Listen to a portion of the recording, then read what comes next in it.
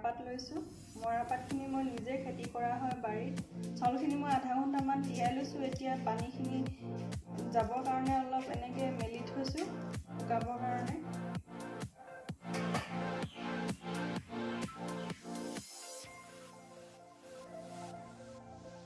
এই চাউলখিনি এতিয়া মই মিক্সিত পিচি ল'ম।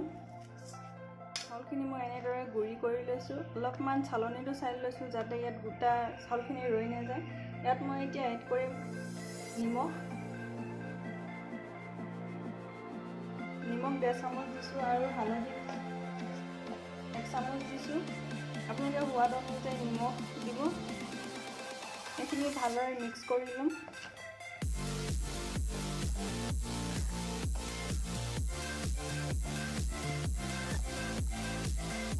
মোৰ মিক্স কৰা হৈ গ'ল। এতিয়া মই ইয়াত পানী এড কৰিম। পানী অলপ কৰি এড কৰিব, নহ'লে বেছি পনীয়া হৈ যাব। এইখিনি বেছি পনীয়াকৈ তুলি নিদিব। পনীয়া হ'লে পাতখিনিত ভালদৰে লাগি নধৰিব পিঠাখিনি।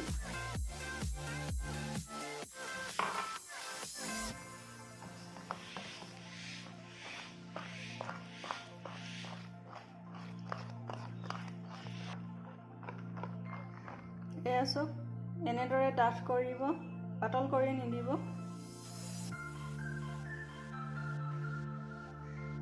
পকৰীখিনি বনাবৰ কাৰণে মই তেল দিছোঁ। তেলখিনি ভালদৰে গৰম কৰি ল'ব। পকৰীখিনি বনাবৰ কাৰণে মই 4 খিলা পাত লৈছোঁ। পাতখিনি ডাঙৰ হোৱাৰ কাৰণে মই অলপ মুটুকুৱাই ল'ম। সৰু হ'লে এনেকুৱাকৈ দীঘলে দীঘলে ফ্ৰাই কৰিব পাৰি। এনেদৰে জুবুৰিয়াই ল'ব।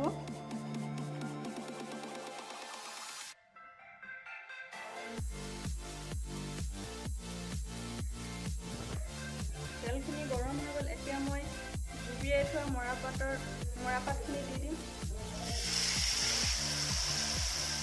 লো চিমত ভাজিব। এইটো লুটিওৱাৰ আগতে অলপমান ইয়াৰ ওপৰত তেল দি দিব, যাতে লুটিওৱাৰ পাছত কেৰাহীত লাগি নধৰে ইয়াৰ পিঠাগুড়িখিনি।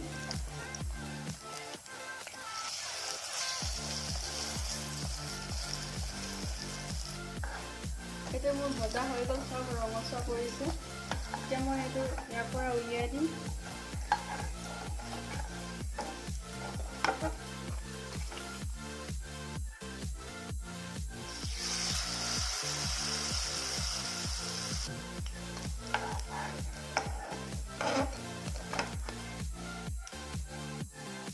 এয়া মোৰ চাউলৰ গুড়িৰ সৈতে মৰাপাতৰ ৰেচিপি হৈ গ'ল। এতিয়া মই ইয়াত দিম চাট মছলা, অলপ ছিটিয়াই দিম।